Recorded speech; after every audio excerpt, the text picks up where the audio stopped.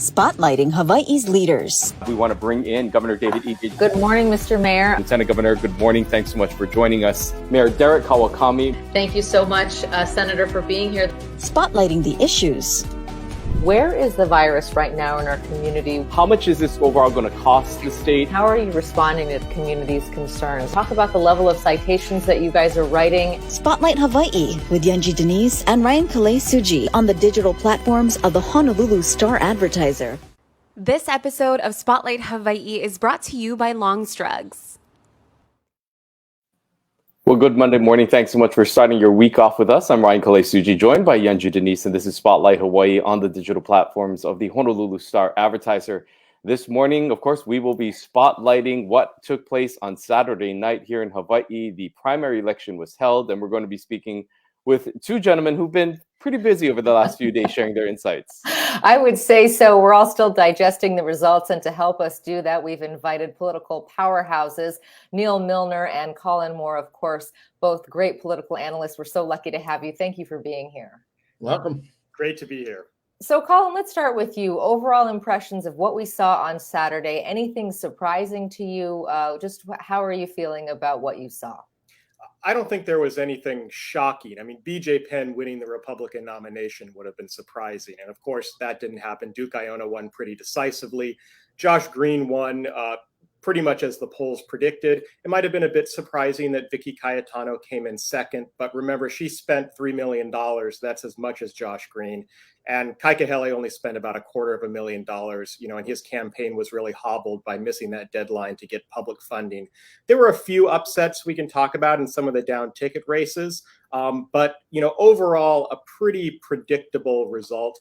Even voter turnout, which we had thought was going to be quite low in these later printouts, has really come up to about what we'd expect. And it wasn't as terrible as was first reported. We're right around Colorado. We certainly did better than in 2018. So actually, this was a pretty normal election, I would say. And Neal, your thoughts about what we saw on Saturday night, particularly with the race for governor, your thoughts about what we saw with both the Democrat and Republican tickets? Well, I think the Democratic, I always complain that we don't poll enough in this state, that the polls we do are generally good, but that you can't trace trends over time. But it turns out that what we saw at the beginning of this is pretty much what we saw at the end in regard to Josh Green's strength. I think the Republican primary was interesting because it once again demonstrated the weakness of the Republican Party, because the kinds of candidates that could have emerged didn't do very well for different reasons. Heidi Tsuneyoshi, who you could see as a kind of young, conservative, not necessarily obviously Trumpian Republican that would fit into the Republican mode pretty well, disappeared from the scene, really disappeared. And BJ Penn didn't do what BJ Penn probably could have done. I'm pretty sure he could have done better. But I agree with Colin. Overall, it was a kind of ordinary Hawaii kind of election. The celebrations were the same kind of celebrations the next day. There were some closer races than we expected. But, you could have plugged me in 4 years ago and I could have said a lot of the same things. And there's some important structural issues there we can talk about later about why that's the case. It's not just about good and bad candidates. Well, let's talk about the lieutenant governor's race, because going into that race, there were so many undecided voters. If you look at the polls, Neal, let's start with you on this one. How do you think that all shook out, and why do you think Sylvia Luke did as well as she did?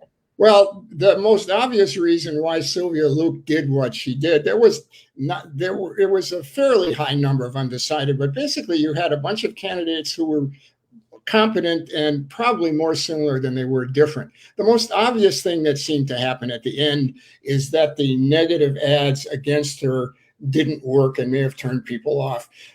There's undoubtedly some truth to that. And it's a very self-serving explanation about how Hawaii is different because they reacted negatively to those kind of ads. But I think in that cases, that made a difference. The Carpenters Union got very heavy-handed and in a lot of ways very cocky about the way they've handled this. They've been better with negative ads before and more successful. So I think that that's the main reason. I think Sylvia Luke ran a good campaign. But there was a fundamental jump between where she was in the last polling and to be, about 10 points ahead of Ikaika?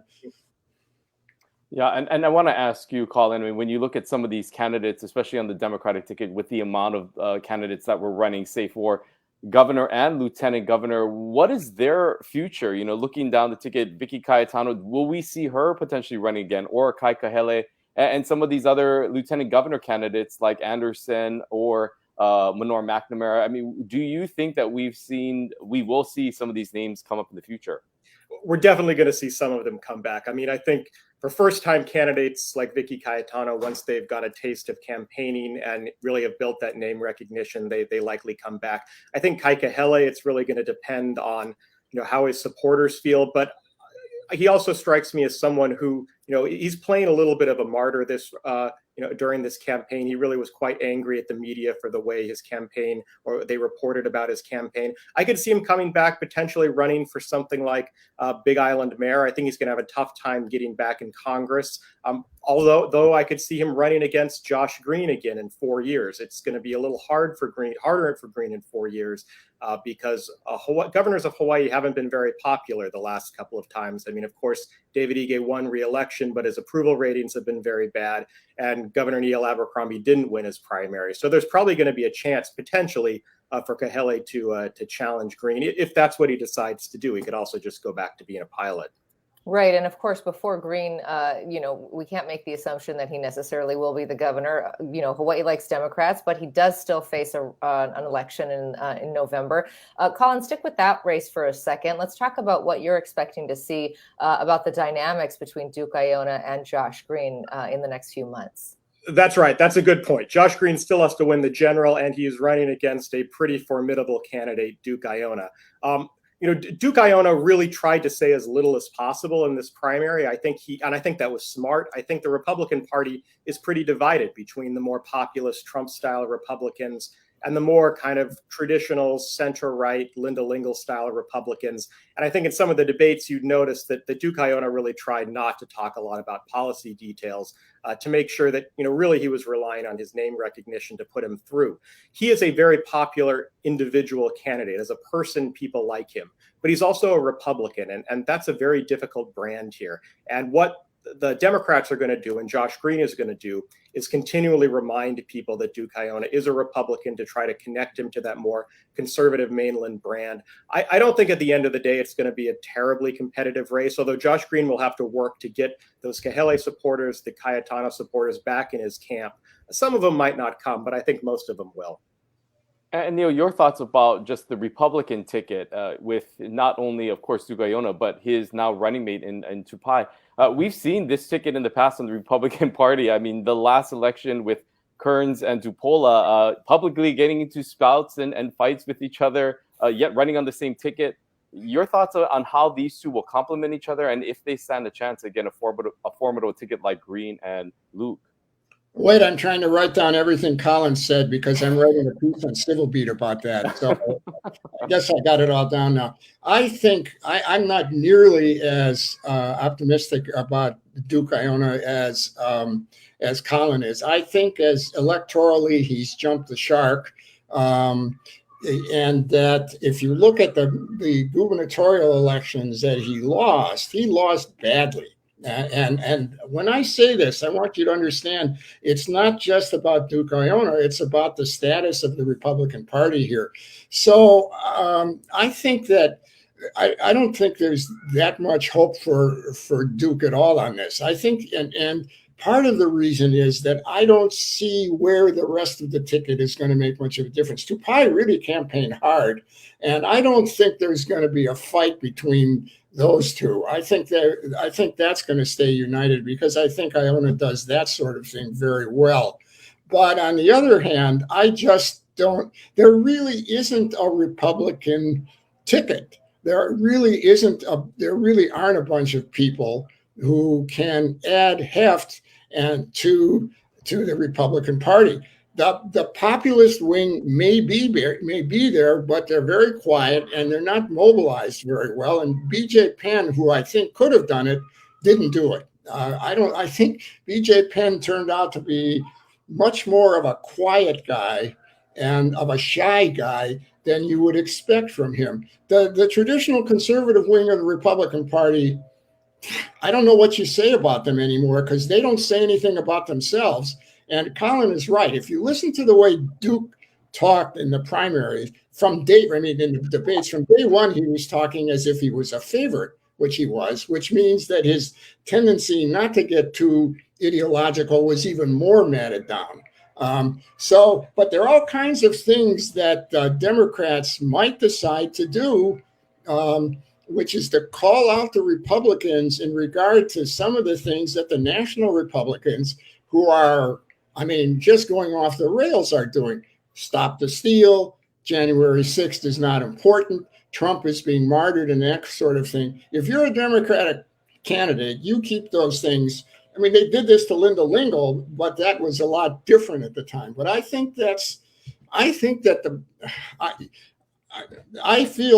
even though I'm not a Republican, feel very sorry for anybody who runs as a Republican candidate, because you're basically out there on your own. Colin, I'd love to get your thoughts on CD2. We did see quite a bit of money unexpectedly come into that race, not necessarily from the candidates themselves, but from these outside groups. What does that say going forward, not just about that race, but about how politics are done here in Hawaii? Sure, that's a great question. I'm glad you asked that. So CD2 was a very strange race because there was actually more money spent on Patrick Bronco's behalf, far more money than Jill Takuda. And it came from those super PACs, Vote Vets, one that was aligned with some cryptocurrency interests. And, this was kind of an interesting puzzle, actually, which is how much can you take a candidate who's a good candidate, but unknown, someone like Patrick Bronco, dump a bunch of money into the race, and how well will someone like that do at the end of the day? And, the answer we got on Saturday was okay. But nowhere near coming close to threaten someone like Jill Takuda, who's an established brand here. So what did all this PAC money do? And I talk about this in the context of the LG's race, where Be Change Now spent over $4 million on this as well. I think what made the difference here in both cases is that, there's still a level of institutional support, which is very important. You can't just run a bunch of social media ads and ads on television and have that translate directly into votes, at least not here in Hawaii. I think one of the reasons, to go back to something Neal said, that Luke did so well, for example, is that unlike Ikaika, she had all of this institutional support, all of these union endorsements. And that still means something. I think on the margin, when voters are trying to make up their mind, a lot of the voters will trust those endorsements from unions, from trusted organizations. And so all that institutional support was behind Luke. And I think some folks who weren't really sure who to vote for at the end of the day, knowing that their union endorsed Luke and she had the vast majority of those, probably made the difference. Neal, your thoughts on the CD2 race with the negative campaigning that took place, but also just the future of a candidate like Jill Takuda. I remember us having a conversation maybe some 10 years ago in an interview I had, and you said once someone makes it to Congress, unless they decide for a higher office, usually they stick there. Could we see Jill Takuda long-term in Washington, D.C.? How hard is it to answer yes to a person who just won, who is reasonably young, who is smart, and is a district that is never going to go Republican, right? So I think we've had two situations of kind of special candidates who dropped, special incumbents who dropped out, but that's a pretty safe seat. As for negative ad, negative ad is a funny term because you always campaign negatively in some sense. You always can criticize your opponent, but this kind of dark money stuff like that, it's not going to go away. I don't think it's part of the process, and people are going to try to use it here or elsewhere if they think it's going to work, and if nothing else is working. To me, that's what Bronco did. He didn't have anything else going for him, but he was way too far behind to make a difference. But it's easier to raise money from outside sources than it used to be through social media. Candidates from here have been taking money from outside sources for years. People grumble about it, but that's the way it is. And the election laws they're not going to really change to make it possible to rigidly enforce the kind of difference between participating in the campaign and not part. The arm's length the distance between the candidate and the special interest group that's paying for money. So if I were a dark money person, this election would remind me that you have to be judicious about throwing your money around. But judiciousness is not the same as I'm not going to do it anymore because it doesn't work in Hawaii.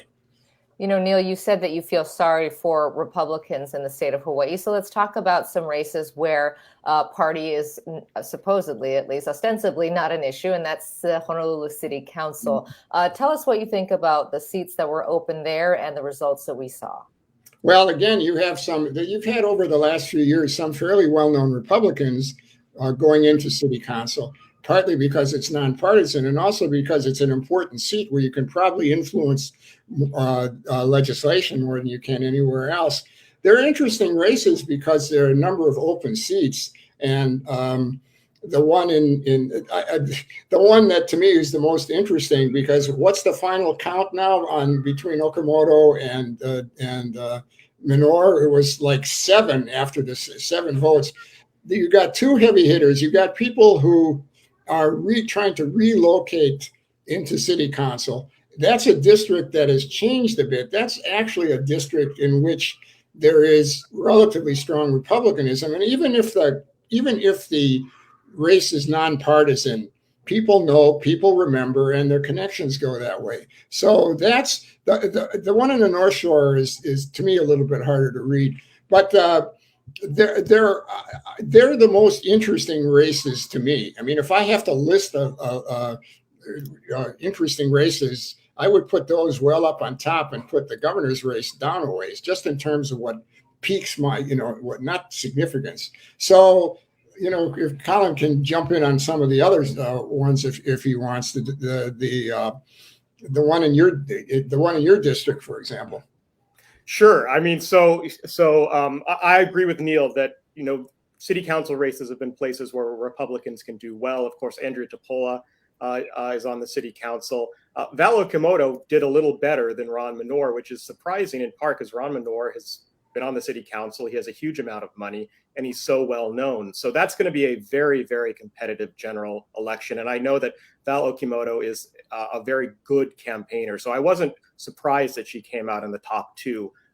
Even being a Republican and being a Republican elected official, running this nonpartisan race really gives her a chance. On the North Shore race, I was a little bit interested in this because the celebrity candidate, Makua Rothman, although he was in the top 2, didn't come out on top. In fact, Matt Wire, who's more of a traditional lawyer, city administrator, he got that number 1 spot. So that's going to be an interesting one to watch. Voters have a real choice between someone who's kind of more of a technocrat and someone who is, really running on his celebrity credentials and his roots in the community. He was backed and endorsed by Aquaman himself. So, that'll be one to follow. And then District 4 was an incredibly crowded race with a lot of well-known officials. And again, the person with these institutional union political connections is the one who came out on top.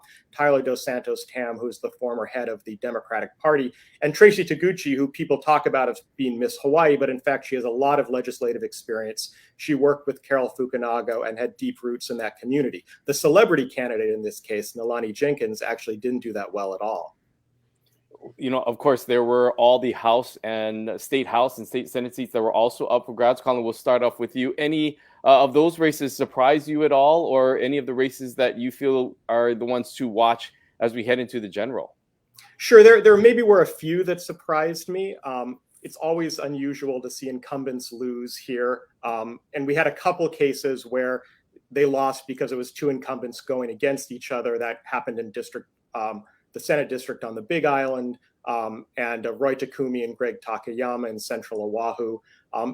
Dale Kobayashi actually lost his seat in Manoa, which was a little bit surprising, just because he has these longstanding connections. He's a son of Ann Kobayashi. I think this was a result of some of his more controversial policy positions. And then finally, maybe the most interesting result of all is that Gary Gill, who was on the city council, is a Gill, so has tremendous name recognition. Lost to Jenna Takanoguchi, who was Takashi Ono's office manager. And that to me is interesting because it shows, at least in a district like that, where a lot of this is based on personal connections. You don't need that many people to support you, to put you over the edge. Someone like an office manager who's had a lot of contact with people who are active in the district can beat such a well-established name like Gary Gill. There are going to be some competitive races moving into the general. We don't have a lot of competitive Democrat-Republican races here, but there are going to be some. And let me just highlight three. Britton Ava, who is a former newscaster, won the Republican nomination against Gil Riviere. I always think that, first, particularly on the North Shore, which has been Republican, trends Republican, that district, someone with really good media skills who can campaign like Britton Ava really does have a chance against even an incumbent like Gil Riviere. And then two more district, and they're right next to each other, District 42 and District 41. These are represented by Sharon Har and Matt Lopresti, both of whom had DUIs. These are districts where Republicans can be competitive. And I think in this case, Diamond Garcia against Sharon Har, David Alcus against Matt Lopresti, the Republicans really have a chance to pick up 2 seats here. I don't think that's going to change the overall balance of Republicans and Democrats in the legislature, but you can bet that they're going to concentrate their resources on probably those 3 races. And Neal, another race that we had been tracking because it was so close the last time and very close this time was Speaker Psyche's race against Kim Koko Iwamoto. What are your thoughts on the way that race played out? I just checked the printout, the 4th printout. It's less than 200 votes. So it's, again, very, very tight. Yeah, it's less than 200 votes, but that's not a tight number anymore, considering what scattering of votes they have to count. My impression, I'm not a big person on looking at the number of signs, but it was pretty obvious this time that Psyche worked much harder than he had before. The signs were all over the place. Well, what to me is interesting about this race, and if you know Kim Koko Iwamoto, this won't surprise you. This is a race in which it was that was framed, and she framed it this way, as a true progressive against the moderate. Now, in some ways, that's unfair to Psyche. He's not all that moderate, but it clearly was a race in which there was a taste of ideological differences, which is something about as rare in Hawaii as, I don't know, snow anywhere else but on the mountain. So that was one thing. The thing that initially surprised me about a couple of the other races that Colin mentioned me, where you had 2 incumbents running, how big the differences were. And I have a hunch in the Senate seat on the Big Island, and also the Takumi race, Takumi Takayama, is that it depends how those districts were drawn. I don't know, in other words, the kind of demographics of what the districts like may have favored one of the candidates in the first place. But I think that the Psyche Iwamoto election is kind of the model that progressives would like to see more often here. She's a formidable candidate. She runs for office. She has a lot of progressive support. She's done what progressives here really haven't done. She showed her credentials. But the significant thing, of course, ultimately is that she lost, which is another lesson about how Democratic politics tends to work here. Yeah, she lost primarily because he's the incumbent. But also, you start arguing a little bit to the left here, and there are certain risks to that. We don't have a lot of time, but we do want to get to a few more races. And one of those races is the runoff for Maui mayor. Neal, your thoughts as we head into this general election with 2 candidates running for that seat? Ooh, Maui. I mean, Maui is Maui. First of all, the housing issues, the kind of issues that face that island are even more dramatic than they are anywhere else. So everyone knew that Mike Victorino was in trouble. That people tried to recall him. A lot of that seemed to have to do with anti-mandate people. That's a pretty tough race for Victorino to win again. The candidate who finished second, Bisson, sort of ran as, you know me, you can trust me. He was a little bit muted in his criticisms compared to some of Victorino compared to some of the others. So that's an interesting race to watch. But it's hard to generalize from neighbor island elections because they have their own culture and they have their own issues when it comes to these sorts of things. if I could just add on, the thing that I found so interesting about that mayoral race is that Kelly King didn't make it in the top two. We've known that progressives on Maui are really well organized. I mean, Neal was just talking about ideological politics in Hawaii, how we don't have very much of it. They do have it on Maui. I mean, the progressives clearly name their candidates. They're well organized. It's this interesting coalition of local folks and progressive mainland transplants who've kind of come together to create what is a pretty sophisticated political operation. And Kelly King, although she got in the race late, is extremely well known. She had the backing of all of those progressives, and she still came in third place, which was quite surprising to me. I think that, like Neal said, it's going to be very difficult for me to imagine how Mike Victorino pulls this out, because I think all of that progressive support is going to end up with Rick Bisson. Even if they don't love him, I think they see him as a much better alternative than Victorino. A quick addition to that one of the things that's very obvious in politics on the Big Island in regard to progressives is that there are very clear arguments about anti-development versus sustainability, which of course are big issues. They're big issues here, but they get muted, and they're certainly not muted on the Big Island. On Maui. Well, let's get to some final thoughts. A lot of people feel like in Hawaii politics in particular, these races are really won and lost in the primary. Colin, let's start with you. What are you expecting for November? Also for, voter engagement. Are people going to be watching these as closely? What will the interest be? Do we expect, what do we expect turnout to be like come November? Engagement's going to be pretty low, I think, going into the general. I mean, you're not going to see the kind of excitement we saw in the primary. People are going to turn out to vote, more people than in the primary, because that's just always what happens, because there's just more national media coverage of elections on election day. So I think turnout will be okay, but I don't think there's going to be a whole lot of excitement around these races. The governor's race, obviously that will be a race, but I think in many cases, Green has all of the support he needs from Democrats to win. Maybe some of these down ticket legislative races a little bit. I think, really most of the attention is going to end up with these city council races, at least here on Oahu, because those are the most interesting. They're the least predictable. That's where I think we're going to spend, focus a lot of our time going into the general, talking about them. And that'll be where most of the excitement is. And Neal, your final thoughts as we head on to the general election, what we can expect as we look forward over the next few months. Well, I agree with how Colin described it. What I would add to that is that low engagement and not too many concerns about the seriousness of the contest means business as usual. Business as usual means Republicans have an even harder job to move forward, because Republicans either have to tap in to a large Democratic majority, and I'm talking at the higher levels, at the gubernatorial levels, to pick up some votes, or they have to mobilize people who maybe aren't as attached to the political system, who don't think of themselves so much in terms of parties, but think of themselves more of what they're suffering. And so I think low engagement, I think it's likely to be a difficult year for the Republicans. And I want to add again, when I say it's a difficult year for the Republicans, I'm not necessarily saying their candidates are bad or weak or anything else. That's a different argument. I'm saying that what they're up against in 2020, as in the past years, is so formidable that it's extraordinarily difficult to change. We love your analysis. Thank you both for being here this morning. Neal Milner and Colin Moore, we appreciate all of your insights, and we'll be talking to you, of course, ahead of November. Good. Looking forward to it. Great to have them break it all down. Interesting to hear the races that they're watching. You heard from both of them a lot of interest in what happens in the council races, and really feeling that a lot of these elections, even though they do go to a runoff between the Republicans and the Democrats, that they're sort of asked and answered.